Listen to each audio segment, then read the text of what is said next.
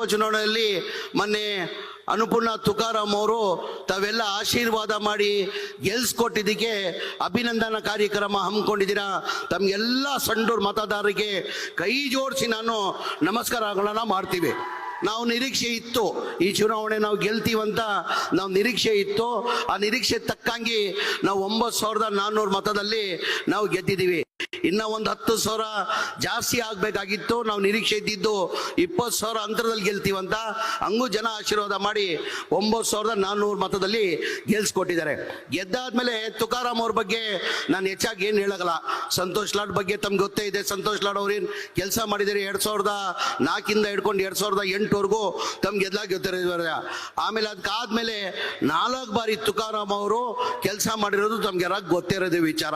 ಕೆಲಸ ಕಾರಣದಲ್ಲಿ ನಾನು ಹೇಳ್ತಿಲ್ಲ. ತುಕಾರಾಮ್ ಅವರು ಮಾಜಿ ಮಂತ್ರಿಗಳು ಆದ್ರೂ ಅವ್ರ ಕ್ಷೇತ್ರದ ಕೆಲಸ ಅಂದ್ರೆ ಒಬ್ಬ P1 ಆಗಿ ಬಂದು ಎಲ್ಲಾ ಸಚಿವರ ಸಂಬಂಧಪಟ್ಟ ಇಲಾಖೆಯಲ್ಲಿ ಕೆಲಸ ಮಾಡ್ಕೊಂಡು ಬಂದಿದ್ದು ನಾನು ಕಣ್ಣಾರೆ ನೋಡಿದ್ದೀನಿ. ಈಚೀಚೆಗೆ 3 ತಿಂಗಳ ಹಿಂದೆ ಗುದ್ಲಿ ಪೂಜೆನ ಮನೆ ಮುಖ್ಯಮಂತ್ರಿ ಕರೆಸಿ 250 ಕೋಟಿ ರೂಪಾಯಿದು ಗುದ್ಲಿ ಪೂಜೆನ ಮಾಡಿದ್ರು. ಆಗ ಗೊತ್ತಾಯ್ತು ಈ ನಮ್ಮ ಸರ್ಕಾರ ಬಂದಾದ್ಮೇಲೆ 1,615 ಕೋಟಿ ಅನುದಾನ ತಂದಿದ್ದಾರೆ ಅಂತ ಹೇಳ್ಬಿಟ್ಟು ನನ್ಗೆ ಆವತ್ತು ಗೊತ್ತಾಯ್ತು. ಅದಾದ್ಮೇಲೆ ತುಕಾರಾಮ್ ಅವ್ರು ಕೆಲಸ ಮಾಡಿದ್ರೆ ತಮ್ಗೆಲ್ಲ ಗೊತ್ತೇ ಇದ್ದೀರ. ನನ್ಗೇನಪ್ಪ ಆಶ್ಚರ್ಯ ಆಯ್ತು, ರಿಸಲ್ಟ್ ಬಂದಿದೆ 23ನೇ ತಾರೀಕಿಗೆ ರಿಸಲ್ಟ್ ಬಂದಿದ್ದು. ಅನ್ನಪೂರ್ಣ ತುಕಾರಾಮ್ ಅವರು MLA ಆದ್ಮೇಲೆ ರಿಸಲ್ಟ್ ಆಗಿ ನನ್ನ ಅನಿಸಿಕೆ ಇನ್ನ 15 ದಿನನೂ ಆಗ್ಲಿಲ್ಲ. ಕನಿಷ್ಠ 23 ಅಂದ್ರೆ ಇವತ್ತು 8ನೇ ತಾರೀಕು ಅಂದ್ರೆ 13-14 ದಿನ ಆಗಿದೆ. ಆ ಮಧ್ಯದಲ್ಲಿ ಕನಿಷ್ಠ ನನಗೆ 4 5 ಸತಿ ನನ್ಗೆ ಫೋನ್ ಮಾಡಿಬಿಟ್ಟು ನನ್ನ ಕ್ಷೇತ್ರಕ್ಕೆ ಅನುದಾನ ಬೇಕು, ನನ್ನ ಕ್ಷೇತ್ರಕ್ಕೆ ಮನೆಗಳು ಬೇಕಂತ ನಾನು 5-6 ಸತಿ ನಾನು ಫೋನ್ ಮಾಡಿದ್ದಾರೆ. ಅದು ನಂಗೆ ಆಶ್ಚರ್ಯ ಆಯ್ತು. ಏನಪ್ಪ ಎಲ್ಲೋ ಒಂದ್ ಕಡೆ ಇವರು ತುಕಾರಾಮ್ನ ಅಭಿವೃದ್ಧಿ ಕೆಲಸ ಮೀರಿಸ್ತಾರೆ ಅಂತ ಹೇಳ್ಬಿಟ್ಟು ನನ್ಗೆ ಒಂದೇ ಇದಾಯ್ತು, ಖುಷಿ ತಂತು ನನಗೆ. MLA ಆಗಿ 15 ದಿನಲ್ಲೇ ಫೋನ್ ಮಾಡಿ ಇಷ್ಟು ಕೇಳಬೇಕಾದ್ರೆ ಅವ್ರು ಎಷ್ಟು ತಾಲೂಕ್ ಬಗ್ಗೆ ಕಾಲೇಜ್ ಇದೆ ಅಂತ ತಾವೆಲ್ಲ ಅರ್ಥ ಮಾಡ್ಕೊಳ್ಬೇಕಾಗ್ತದೆ. ನಮ್ಮ ಅಕ್ಕ ಅವ್ರು ಫೋನ್ ಮಾಡಿ ನಮ್ಮ ಅಲ್ಪಸಂಖ್ಯಾತರಲ್ಲೂ ಅನುದಾನ ಬೇಕಂತ ಕೇಳಿದ್ರು. ಆಮೇಲೆ ಅದಕ್ಕಿಂತ ಹೆಚ್ಚಾಗಿ ನನ್ನ ಮನೆಗಳು ಬೇಕು ಅಂತ ಕೇಳಿದ ಕಾರಣಕ್ಕೆ ಇವತ್ತು ನಾನು ಆದೇಶ ಮಾಡ್ಕೊಂಡು ಬಂದೀನಿ. 2,000 ಮನೆ ಅಕ್ಕ ತಾವು ಫೋನ್ ಮಾಡಿ ಬನ್ನಿ ಇಲ್ಲಿ, ತಾವು ಫೋನ್ ಮಾಡಿ ನನ್ನ ಮನೆಗಳು ಆಗ್ಲೇಬೇಕಂತ ಹೇಳ್ಬಿಟ್ಟು ಕುರ್ತಿಗೆ 1,000 ಕುಡ್ದಿ ಇನ್ನು ಇದಕ್ಕೆ 1,000 ಮನೆಗಳು ಮಾಡ್ಕೊಂಡು ಬಂದಿದ್ದೀನಿ. ತಾವು ಹೇಳ್ದಂಗೆ ಆದೇಶ ಕಾಪಿನ ತಂದಿ ಇಲ್ಲ ಹೇಳ್ತೀನಿ. ಅದು ತಾವು ಹೇಳ್ದಂಗೆ ಆದೇಶ ಮಾಡ್ಕೊಂಡು ಬರ್ಬೇಕಂತ ಆದೇಶ ಕೊಟ್ಟಿದ್ದೀರಾ. ಆದೇಶ ಪ್ರಕಾರ ನಾನು 2,000 ಮನೆ ಆದೇಶನ ಮಾಡ್ಕೊಂಡು ಬಂದಿದ್ದೀನಿ. ತಾವೆಲ್ಲ 1 ನಿಮಿಷ ಕೇಳ್ತೀನಿ. ತಾವೆಲ್ಲ ಇಷ್ಟು ಅರ್ಥ ಮಾಡ್ಕೊಳ್ಬೇಕಾಗಿದ್ದು 15 ದಿನದಲ್ಲೇ ನನಗೆಲ್ಲೋ ಒಂದ್ ಕಡೆ ತುಕಾರಾಮಣ್ಣ ನಮ್ಮ ತಂಗಿ ನಿನ್ನ ಓವರ್ಟೇಕ್ ಮಾಡ್ತಾರೆ ಅಭಿವೃದ್ಧಿ ಕೆಲಸ ಅಂತ ನಾನು ನಿರೀಕ್ಷೆ ಇಟ್ಕೊಂಡಿದ್ದೀನಿ. ಇನ್ನೊಂದು ಸಂಡೂರಿಗೆ ಸಿಟಿಗೆ ಬೇಕಂತ ಕೇಳಿದ್ದಾರೆ. ನನ್ನ ವಾರ 10 ದಿನದಲ್ಲಿ 500 ಮನೆಗಳು ಸಿಟಿಗೆ ಬೇಕಂತ ಕೇಳಿದ್ದಾರೆ. ನಾನು 1,000 ಮನೆಗಳು ಸಿಟಿಗೆ ಕೊಡ್ತೀನಿ ಅಂತ ನಾನು ಹೇಳಕ್ ಬಯಸ್ತಾ ಇದ್ದೀನಿ. ಅದ್ರ ಜೊತೆಯಲ್ಲಿ ತುಕಾರಾಮ್ ಅವರು ಮಾಡಿರೋ ಕೆಲಸ ಬಗ್ಗೆ ನಾನು ಹೆಚ್ಚಾಗಿ ಹೇಳೋ ಸರ್ಕಾರ ಬಗ್ಗೆ ತಮ್ಗೆಲ್ಲ ಗೊತ್ತಿರೋದೇ ವಿಚಾರ. ನಾವೇನ್ 5 ಗ್ಯಾರಂಟಿಗಳನ್ನ ಮಾತಕ್ಕಂಗೆ ನಾವು ಕೊಟ್ಟಿದ್ವಿ, ಅದು 5 ಗ್ಯಾರಂಟಿಗಳು ಕೊಡ್ತೀವಿ. ಚುನಾವಣೆಗಿಂತ ಮುಂಚೆ ನಾವು 5 ಗ್ಯಾರಂಟಿಯನ್ನ ಘೋಷಣೆ ಮಾಡಿದ್ವಿ. ಮನೆ ಯಜಮಾನಿಗೆ 2,000 ರೂಪಾಯಿ ಕೊಡ್ತೀವಿ ಅಂತ ಘೋಷಣೆ ಮಾಡಿದ್ವಿ. 2,000 ಬರ್ತಾ ಇದೆಯಲ್ಲಮ್ಮ, ಕೈ ಹತ್ರ ಯಾರ್ಯಾರು ಬರ್ತಾ ಇದಿಲ್ಲ ಅಂತ 2,000 ರೂಪಾಯಿ ಬರ್ತಾ ಇದೆ ತಾನೆ. ಆಮೇಲೆ 200 ಕರೆಂಟ್ ಫ್ರೀ ಬರ್ತಾ ಇದೆ ತಾನೆ. 5 kg ಅಕ್ಕಿ ಇದ್ದಿದ್ದು 10 kg ಮಾಡಿರೋದು ತಮ್ಗೆಲ್ಲ ಗೊತ್ತಿದ್ರು. ಇಡೀ ರಾಜ್ಯದಲ್ಲಿ ನಮ್ಮ ಹೆಣ್ಮಕ್ಳು ಬಸ್ಸಲ್ಲಿ ಫ್ರೀ ಅಡ್ಡಾಡ್ಬೇಕಂತ ಹೇಳ್ಬಿಟ್ಟು ಆದೇಶ ಮಾಡಿದ್ದಾರೆ. ಫ್ರೀ ಅಡ್ಡಾಡ್ತಾ ಇದೀರಲ್ಲ, ನೀವು ಅಡ್ಡಾಡ್ತಾ ಇದೀರಲ್ವ? ಬಿಡಿ, ಸರಿಯಾಗಿದೆ. ಫ್ರೀಯಾಗಿ ಅಡ್ಡಾಡ್ತಾ ಇದ್ದಿರ್ತಾನೆಮ್ಮ. ಆಮೇಲೆ ಡಿಪ್ಲೊಮಾ ಹೋಲ್ಡರ್ ಮಕ್ಕಳಿಗೆ 1,500 ಇಂದ 3,000 ಕೊಡ್ಬೇಕಂತ ತೀರ್ಮಾನ ಮಾಡಿದೀವಿ. ನಾನು ಪದೇ ಏನಕ್ಕಿದ್ದು ಹೇಳ್ತಾ ಇದ್ದೀನಿ ಅಂದ್ರೆ, ಚುನಾವಣೆ ಟೈಮಲ್ಲಿ ನಾವು ಘೋಷಣೆ ಮಾಡಿದ್ವಿ. ನಮ್ಮ ರಾಜ್ಯದ ಜನ 136 ಸೀಟ್ನ ನಮ್ಮನ್ನ ಗೆಲ್ಸ್ಕೊಟ್ರು. ಅದಾದ್ಮೇಲೆ ವಿರೋಧ ಪಕ್ಷದವ್ರು ಏನಂದ್ರು, ಈಗ ಬರೇ ರಾಜಕೀಯ ಭಾಷಣ ಮಾಡಿದ್ದಾರೆ, ಈ ಗ್ಯಾರಂಟಿಗಳು ಕೊಡಕ್ ಸಾಧ್ಯ ಆಗಲ್ಲ, ಈ ಗ್ಯಾರಂಟಿಗಳು ಕೊಡ್ಬೇಕಾದ್ರೆ ಕನಿಷ್ಠ 55 ಇಂದ 60,000 ಕೋಟಿ ಆಗ್ತದೆ, ಬರೀ ಇವ್ರು ರಾಜಕೀಯ ಭಾಷಣ ಮಾಡಿದ್ದಾರೆ, ಈ ಗ್ಯಾರಂಟಿಗಳು ಕೊಡಕ್ ಸಾಧ್ಯ ಆಗಲ್ಲ. ನಮ್ಮ ಸರ್ಕಾರ ಬಂದು 1 ತಿಂಗಳಲ್ಲಿ ಈ 5 ಗ್ಯಾರಂಟಿಯನ್ನ ಲಾಗು ಮಾಡಿರೋ ತಮ್ಗೆಲ್ಲ ಗೊತ್ತಿರೋದೇ ವಿಚಾರ. ಅದ್ರ ಜೊತೆ ಇದು 6ನೇ ಗ್ಯಾರಂಟಿ ಅಂತೀನಿ ನಾನು. 6ನೇ ಗ್ಯಾರಂಟಿ ಯಾವ್ದಂತಪ್ಪ ಅಂದ್ರೆ, ಚುನಾವಣೆ ಟೈಮಲ್ಲಿ ನಾನು ಘೋಷಣೆ ಮಾಡಿಲ್ಲ, ಬಡವ್ರ ಮನೆ ಕೊಡ್ತೀವಂತ ನಾವು ಘೋಷಣೆ ಮಾಡಿ ಮಾಡಿಲ್ಲ. ಹಿಂದಿನ ಸರ್ಕಾರದಲ್ಲಿ ಸಿದ್ದರಾಮಯ್ಯನೇ ಮುಖ್ಯಮಂತ್ರಿ ಇರುವಾಗ ಮನೆಗಳು ಸ್ಯಾಂಕ್ಷನ್ ಮಾಡಿದ್ರು. 15, 16, 17, 18 1,80,253 ಮನೆಗಳು ಸ್ಲಮ್ ಬೋರ್ಡ್ ಅಲ್ಲಿ ಸ್ಯಾಂಕ್ಷನ್ ಮಾಡಿದ್ರು. ರಾಜೀವ್ ಗಾಂಧಿ AHP ಸ್ಕೀಮ್ ಅಂತ 47,863 ಮನೆ, ಒಟ್ಟಾಗಿ 2,30,000 ಮನೆ ಹಿಂದಿನ ಸರ್ಕಾರ, ಕಾಂಗ್ರೆಸ್ ಸರ್ಕಾರದಲ್ಲಿ ಹಿಂದಿನ ಮುಖ್ಯಮಂತ್ರಿ ಇರುವಾಗ ಸಿದ್ದರಾಮಯ್ಯ ಅವರು ಆವಾಗ ಸ್ಯಾಂಕ್ಷನ್ ಮಾಡಿದರು. ಅದಾದ್ಮೇಲೆ ಸಮ್ಮಿಶ್ರ ಸರ್ಕಾರ ಬಂತು, ಬಿಜೆಪಿ ಸರ್ಕಾರ ಬಂತು, ಒಂದ್ ಮನೇನು ಸ್ಯಾಂಕ್ಷನ್ ಮಾಡಿಲ್ಲ, ಒಂದ್ ಮನೇನು ಕೊಡಕ್ ಸಾಧ್ಯ ಆಗಿಲ್ಲ. ಕಾರಣ ಅಂದ್ರೆ ಒಂದ್ ಮನೆ ಕಟ್ಟಬೇಕಾದ್ರೆ 7.5 ಲಕ್ಷ ರೂಪಾಯಿ ಆಗ್ತದೆ. ಕೇಂದ್ರ ಸರ್ಕಾರದಿಂದ ಪ್ರಧಾನ ಮಂತ್ರಿ ಆವಾಸ್ ಯೋಜನಾ ಅಂತ ಹೇಳ್ಬಿಟ್ಟು 1.5 ಲಕ್ಷ ಕೊಡ್ತಾವ್ರೆ.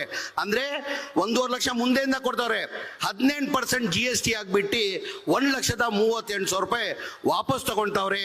ನಾಮಕೆ ವಾಸ್ತೆ ಅಂತ ಹೇಳ್ಬಿಟ್ಟು 1.5 ಲಕ್ಷ ಸಬ್ಸಿಡಿಯನ್ನ ಪ್ರಧಾನ ಮಂತ್ರಿ ಆವಾಸ್ ಯೋಜನಾ ಅಂತ ಕೊಡ್ತಾ ಇದ್ದಾರೆ. ಅದಾದ್ಮೇಲೆ ಕೇಂದ್ರ ಸರ್ಕಾರದಿಂದ 1.5 ಲಕ್ಷ, ರಾಜ್ಯ ಸರ್ಕಾರದಿಂದ 1,20,000 ಜನರಲ್ ಕೊಡ್ತೀವಿ. SC ಇದ್ರೆ 2 ಲಕ್ಷ ಕೊಡ್ತೀವಿ. ಅವರೇ ತಗೊಂಡ್ರೆ 1.5 ಲಕ್ಷ. 1.5 ಲಕ್ಷ ಕೇಂದ್ರ ಸರ್ಕಾರ, ಅದು ರಾಜ್ಯ ಸರ್ಕಾರದ 1.5 ಲಕ್ಷ ಅಂದ್ರೆ 3 ಲಕ್ಷ ಆಯ್ತು. 7.5 ಲಕ್ಷದಲ್ಲಿ 3 ಲಕ್ಷ ಹೋದ್ರೆ 4.5 ಲಕ್ಷ ಉಳಿತದೆ. ಬಡವರು ಎಲ್ಲಿಂದ ಕೊಡಕ್ ಸಾಧ್ಯ? ಟೋಟಲ್ ಬೆನಿಫಿಷಿಯರಿ ಪೇಮೆಂಟ್ ಬರಬೇಕಾಗಿದ್ದು 9,400 ಕೋಟಿ ಬೆನಿಫಿಷಿಯರಿ ಪೇಮೆಂಟ್ ಬರಬೇಕಾಗಿತ್ತು. ಬರೇ ಬೆನಿಫಿಷಿಯರಿ ಪೇಮೆಂಟ್ ಬಂದಿರೋದೆ 410 ಕೋಟಿ. ಯಾರೋ 5,000 ಕೊಟ್ಟವ್ರೆ, ಯಾರೋ 10,000 ಕೊಟ್ಟವ್ರೆ, ಯಾರೋ 15,000 ಕೊಟ್ಟವ್ರೆ, ಯಾರೋ 20,000 ಮೇಲೆ ಕೊಡಕ್ ಸಾಧ್ಯ ಆಗಿಲ್ಲ. ನನ್ ಗಮನಕ್ಕೆ ಬಂದಾದ್ಮೇಲೆ ಮನೆ ಮುಖ್ಯಮಂತ್ರಿಗೆ, ಉಪಮುಖ್ಯಮಂತ್ರಿ ಗಮನಕ್ಕೆ ಹೆಂಗೋಪ ತರದಿದು ಗ್ಯಾರಂಟಿಗಳಿಗೆ 55 60,000 ಕೋಟಿ ಆಗ್ತದೆ. ಇದು ಚುನಾವಣೆ ಟೈಮಲ್ಲಿ ನಾವು ಘೋಷಣೆ ಮಾಡಿರ್ಲಿಲ್ಲ, ಹೆಂಗೋಪ ಹೋಗಿ ಹೇಳೋದು ಇದು ಅಂತ ಹೇಳ್ಬಿಟ್ಟು ಧೈರ್ಯ ಮಾಡಿ ಮನೆ ಮುಖ್ಯಮಂತ್ರಿ ಗಮನಕ್ಕೆ ನಾನು ತಂದೆ. ಸರ್, ಹಿಂದಿನ ಸರ್ಕಾರದಲ್ಲಿ ತಾವೇ ಮುಖ್ಯಮಂತ್ರಿ ಇರುವಾಗ ಈ ಮನೆಗಳು ಸ್ಯಾಂಕ್ಷನ್ ಆಗಿರೋದು, ಅದಾದ್ಮೇಲೆ ಒಂದ್ ಮನೇನು ಸ್ಯಾಂಕ್ಷನ್ ಆಗಿಲ್ಲ, ಒಂದ್ ಮನೇನು ಕೊಡಕ್ ಸಾಧ್ಯ ಆಗ್ಲಿಲ್ಲ. ಬಡವ್ರು ಬೀದಿದಲ್ಲಿದ್ದಾರೆ ಸರ್. ಅವರು ಸರ್ಕಾರ ವತಿಯಿಂದಾನೆ ಅವ್ರ ಮನೆಗಳು ಕೊಡ್ಬೇಕಂತ ಮನೆ ಮುಖ್ಯಮಂತ್ರಿ ಗಮನಕ್ಕೆ ತಂದೆ. ಮನೆ ಮುಖ್ಯಮಂತ್ರಿಗಳು, ಉಪಮುಖ್ಯಮಂತ್ರಿಗಳು 2 ಮೀಟಿಂಗ್ ಮಾಡಿಬಿಟ್ಟು, ಇಲ್ಲ ನೀನ್ ಹೇಳ್ತಾರ ಸತ್ಯ, ಬಡವ್ರು ದುಡ್ಡು ಕೊಡಕ್ ಸಾಧ್ಯ ಆಗಲ್ಲ, ಅದ್ ಎಷ್ಟನ್ನ ಕಷ್ಟ ಆಗ್ಲಿ ಆ ದುಡ್ಡನ್ನ ನಾನು ಕೊಡ್ತೀನಿ, 1 ವರ್ಷದಲ್ಲಿ ನಿನ್ ಮನೆಗಳು ಕಂಪ್ಲೀಟ್ ಮಾಡಿ ಕೊಡ್ಬೇಕಂತ ಹೇಳ್ಬಿಟ್ಟು ಕ್ಯಾಬಿನೆಟ್ ಅಲ್ಲಿ ತಂದು ಜನವರಿಯಲ್ಲಿ ಅಪ್ರೂವ್ ಮಾಡಿ ಫೆಬ್ರವರಿಯಲ್ಲಿ 500 ಕೋಟಿ ಕೊಟ್ಟಿದ್ದ ಕಾರಣಕ್ಕೆ 36,780 ಮನೆಗಳು ಕೊಟ್ವಿ. ಏನಕ್ಕೆ ಬಿಜೆಪಿ ಅವ್ರು ಕೊಡಕ್ ಸಾಧ್ಯ ಆಗ್ಲಿಲ್ಲ? ಬಡವ್ರ ಬಗ್ಗೆ ಇವ್ರ ಕಾಲೇಜ್ ಇರ್ಲಿಲ್ವಾ? ಕುಮಾರಸ್ವಾಮಿ ಅವರು 1.5 ವರ್ಷ ಮುಖ್ಯಮಂತ್ರಿ ಆಗಿದ್ರು, ಕುಮಾರಸ್ವಾಮಿಗೆ ಬಡವ್ರ ಬಗ್ಗೆ ಕಾಲೇಜ್ ಇರ್ಲಿಲ್ವಾ? ಯಡಿಯೂರಪ್ಪ ಅವರು 2 ವರ್ಷ ಮುಖ್ಯಮಂತ್ರಿ ಆಗಿದ್ರು, ಅವ್ರ ಬಡವ್ರ ಬಗ್ಗೆ ಕಾಲೇಜ್ ಇರ್ಲಿಲ್ವಾ? ಬಸವರಾಜ ಬೊಮ್ಮಾಯಿ ಅವರು 2 ವರ್ಷ ಮುಖ್ಯಮಂತ್ರಿ ಆಗಿದ್ರು, ಅವ್ರ ಬಡವ್ರ ಬಗ್ಗೆ ಕಾಲೇಜ್ ಇರ್ಲಿಲ್ವಾ? ಬರೇ ಕಾಲೇಜು ಕಾಂಗ್ರೆಸ್ ಪಕ್ಷಕ್ಕೆ ಮತ್ತೆ ಸಿದ್ದರಾಮಯ್ಯ, DK ಶಿವಕುಮಾರ್ ಅಂತ ತಮ್ಮ ಕೇಳಕ್ ಬಯಸ್ತಾ ಇದ್ದೀನಿ. ಅವರು ಮಾಡ್ಬೋದಾಗಿತ್ತಾನೆ. ಇನ್ನ 36,789 ಮನೆಗಳು ಕೊಟ್ಟಿದ್ದೀವಿ. ಬರೋ ತಿಂಗಳಲ್ಲಿ, ಇದು ಡಿಸೆಂಬರ್ ತಿಂಗಳು ನಡೀತಾ ಇದೆ, ಬರೋ ತಿಂಗಳಲ್ಲಿ ಮೊದಲನೇ ವಾರದಲ್ಲಿ ಇನ್ನ 42,000 ಮನೆಗಳು ನಾವು ಕೊಡಕ್ ತಯಾರಿಯನ್ನ ಮಾಡ್ಕೊಂಡಿದ್ದೀವಿ. 42,000 ಮನೆಗಳು. ಅದ್ರ ಜೊತೆಯಲ್ಲಿ ಬ್ಯಾಂಗ್ಳೂರ್ ಸಿಟಿ ತಮಗೆಲ್ಲ ಗೊತ್ತೇ ಇರ್ಬೋದು. ಬ್ಯಾಂಗ್ಳೂರ್ ಸಿಟಿಯಲ್ಲಿ ಹೆಚ್ಚಿನ ಸಂಖ್ಯೆಯಲ್ಲಿ ಆಟೋ ಚಾಲಕರು, ಕೂಲಿ ಮಾಡೋರು, ಬೀದಿ ವ್ಯಾಪಾರ ಮಾಡೋರು ಬಹಳ ಜನ ಇದ್ದಾರೆ. ಹಿಂದಿನ ಸರ್ಕಾರದಲ್ಲಿ ಸಿದ್ದರಾಮಯ್ಯ ಅವರು ಮುಖ್ಯಮಂತ್ರಿ ಇರುವಾಗ ಅವ್ರ ಬಡವರಿಗೆ ಅವ್ರ ಸ್ವಂತ ಮನೆ ಆಗ್ಬೇಕಂತ ಹೇಳ್ಬಿಟ್ಟು 1 lakh ಹೌಸಿಂಗ್ ಸ್ಕೀಮ್ ಅನ್ನ ತಂದಿದ್ರು. 1 lakh ಹೌಸಿಂಗ್ ಸ್ಕೀಮ್ ಅನ್ನ ಆ ಟೈಮಲ್ಲಿ 2016ರಲ್ಲಿ 1,028 ಎಕರೆನ ಜಾಗನ ನಮ್ಮ ರಾಜೀವ್ ಗಾಂಧಿ ಡಿಪಾರ್ಟ್ಮೆಂಟ್ಗೆ ಕೊಟ್ಟಿದ್ರು. 1,028 ಎಕರೆ. ಏನಕ್ಕೆ ಕಾರಣ ಅಂದ್ರೆ ಆ ಬಡವರು ಅವ್ರಿಗೂ ಒಂದು ಸ್ವಂತ ಮನೆ ಆಗ್ಲಿ, ಎಲ್ಲ ಆಟೋ ಚಾಲಕರು ಇರೋದು, ಬೀದಿ ವ್ಯಾಪಾರ ಮಾಡೋರು, ಬಡವರು ಜಾಸ್ತಿ ಇದೆ, ಬೆಂಗಳೂರು ಸಿಟಿದಲ್ಲಿ ಅವ್ರಿಗೂ ಮನೆಗಳು ಆಗ್ಲಿ ಅಂತ ಜಾಗನ ಘೋಷಣೆ ಮಾಡಿ 16 ಲಕ್ಷ ರೂಪಾಯಿ ಘೋಷಣೆ ಮಾಡಿದ್ರು ಅವ್ರಿಗೆ. ಕೇಂದ್ರ ಸರ್ಕಾರದಿಂದ 1.5 ಲಕ್ಷ, ರಾಜ್ಯ ಸರ್ಕಾರದಿಂದ 1.5 ಲಕ್ಷ, ಬರೇ ಅವ್ರು 2.5 ಲಕ್ಷ ಕೊಟ್ರೆ ಅವ್ರು ಬೆಂಗಳೂರು ಸಿಟಿಯಲ್ಲಿ ಸ್ವಂತ ಮನೆ ಆಗ್ಬೇಕಂತ ನಮ್ಮ ನಾಯಕರಾದಂತ ಸಿದ್ದರಾಮಯ್ಯ ಅವರು ಹಿಂದಿನ ಸರ್ಕಾರದಲ್ಲಿ ಘೋಷಣೆ ಮಾಡಿದ್ರು. ಅದಾದ್ಮೇಲೆ ಬಿಜೆಪಿ ಸರ್ಕಾರ, ನಮ್ಮ ಸರ್ಕಾರ ಹೋಯ್ತು, 17 ಬಂತು, ಗುದ್ಲಿ ಪೂಜೆ ಆಯ್ತು, ಕೆಲಸ ಶುರುವಾಯಿತು. ಅದಾದ್ಮೇಲೆ ಸಮ್ಮಿಶ್ರ ಸರ್ಕಾರ ಬಂತು. ಆ ಅವಧಿಯಲ್ಲಿ ಕುಮಾರಸ್ವಾಮಿ ಅವರು ಏನು ಮಾಡಿಲ್ಲ. ಅದಾದ್ಮೇಲೆ ಬಿಜೆಪಿ ಸರ್ಕಾರ ಬಂತು, ಯಡಿಯೂರಪ್ಪ ಅವರು ಏನು ಮಾಡಕ್ಕಾಗ್ಲಿಲ್ಲ. ಆಮೇಲೆ ಬಸವರಾಜ ಬೊಮ್ಮಾಯಿ ಅವರು ಮುಖ್ಯಮಂತ್ರಿ ಆದ್ರು 2021ರಲ್ಲಿ. 2021ರಲ್ಲಿ ಕರೆಸಿ ರಿವ್ಯೂ ಮೀಟಿಂಗ್ ಮಾಡಿ ಇದು 6 ಲಕ್ಷ ಮನೆ ಇದ್ದಿದ್ದು 10,60,60,000 ರೂಪಾಯಿ ಮಾಡಿದ್ರು. ಎಷ್ಟು ಮಾಡಿದ್ರು? 6 ಲಕ್ಷ ಇದ್ದಿದ್ದು 10,60,60 ಮಾಡಿದ್ರು. ಅದಕ್ಕಂತ ಹೇಳ್ಬಿಟ್ಟು GST ಆದ್ರು 60,000 ರೂಪಾಯಿ GST ಹಾಕಿ 11,20,000 ಆದ್ರು. ನಮ್ಮ ಸರ್ಕಾರ ಬಂದಾದ್ಮೇಲೆ ಮನೆ ಸಿದ್ದರಾಮಯ್ಯ ಸಾಹೇಬರು ಮುಖ್ಯಮಂತ್ರಿ ಆದ್ಮೇಲೆ ಇಲ್ಲ ನಾನು ಕೊಟ್ಟಿದ್ದ 6 ಲಕ್ಷ ರೂಪಾಯಿಗೆ ಈ ಬಿಜೆಪಿ ಅವ್ರು ಬಂದು ಇದಕ್ಕೆ ಡಬಲ್ ಮಾಡಿಬಿಟ್ಟಿದ್ದಾರೆ ಅಂತ ಹೇಳ್ಬಿಟ್ಟು ಒಂದು ರಿವ್ಯೂ ಮೀಟಿಂಗ್ ಮಾಡಿ ಬಡವ್ರ ಕೊಡೋದು ಕಷ್ಟ ಆಗ್ತದೆ ಅಂತ ಹೇಳ್ಬಿಟ್ಟು 1 ಲಕ್ಷ ರೂಪಾಯಿ ನಾನು ಕೊಡ್ತೀನಿ, ಅದು 1 ಲಕ್ಷ ಕಡಿಮೆ ಮಾಡಿ ಅಂತ ಘೋಷಣೆ ಮಾಡಿದ್ರು. ನಾವು ಚುನಾವಣೆ ಟೈಮಲ್ಲಿ ಘೋಷಣೆ ಮಾಡಿರ್ಲಿಲ್ಲ. ಅಂದ್ರೆ ನಾನು ಏನಕ್ಕಪ್ಪ ಇದು ಹೇಳ್ತಾ ಇದ್ದೀನಿ ಅಂದ್ರೆ ಕಾಂಗ್ರೆಸ್ ಸರ್ಕಾರ ಇರೋದೇ ಬಡವ್ರ ಪರಗೆ. ತಾವು ಇತಿಹಾಸ ತೆಗೀರಿ, ಕಾಂಗ್ರೆಸ್ ಪಕ್ಷದ ಇತಿಹಾಸ ತೆಗೀರಿ. ಮೊನ್ನೆ ಆಯ್ತು ಉಪಚುನಾವಣೆಯಲ್ಲಿ ಬಂದು ಏನೇನ್ ಭಾಷಣ ಮಾಡಿದ್ದಾರೆ ವಿರೋಧ ಪಕ್ಷದವರು, ನಾನು ಹೇಳಕ್ ಹೋಗಲ್ಲ. ಇತಿಹಾಸ ತೆಗೀರಿ, ಕಾಂಗ್ರೆಸ್ ಪಕ್ಷದ ಇತಿಹಾಸ ತೆಗೀರಿ. ಯಾವಾಗ ಚುನಾವಣೆ ಬರ್ತದೆ ಜನಗಳು ಮಧ್ಯದಲ್ಲಿ ಹೋದ್ರೆ ನಾವು ನಮ್ಮ ಸಾಧನೆಯನ್ನ ತೋರಿಸಿ ಮತ ಕೇಳ್ತೀವಿ. ನಮ್ಮ ಸರ್ಕಾರ ಇತ್ತು, ನಮ್ಮ ಸರ್ಕಾರ ಇರುವಾಗ ನಾವು ಹಿಂಗ್ ಮಾಡಿದ್ವಿ, ಮುಂದೆ ನಮ್ಮ ಸರ್ಕಾರ ಬಂದ್ರೆ ನಾವ್ ಹಿಂಗ್ ಮಾಡ್ತೀವಂತ ನಮ್ಮ ಸಾಧನೆಯನ್ನ ತೋರಿಸಿ ನಾವು ಮತ ಕೇಳ್ತೀವಿ. ಯಾವತ್ತನ ಬಿಜೆಪಿ ಅವರು ಸಾಧನೆ ಯಾವತ್ತನ ತೋರ್ಸೋರ? ಬರೇ ಅವ್ರಿಗೆ ಹಿಂದೂ ಮುಸಲ್ಮಾನ್ ಯಾವತ್ತೂ ಅವ್ರು ಸಾಧನೆ ತೋರಿಸಿಲ್ಲ. ಅವ್ರಿಗೆ ಯಾವ ಹಿಂದೂನು ಬೇಕಾಗಿಲ್ಲ, ಯಾವ ಮುಸಲ್ಮಾನು ಅವ್ರು ಬೇಕಾಗಿಲ್ಲ. ಅವ್ರು ಬೇಕಾಗಿರೋದು ಅಧಿಕಾರ ಬೇಕಾಗಿರೋದು. ದಯಮಾಡಿ ಅವ್ರು ಕಾಣಬಾರ್ದು.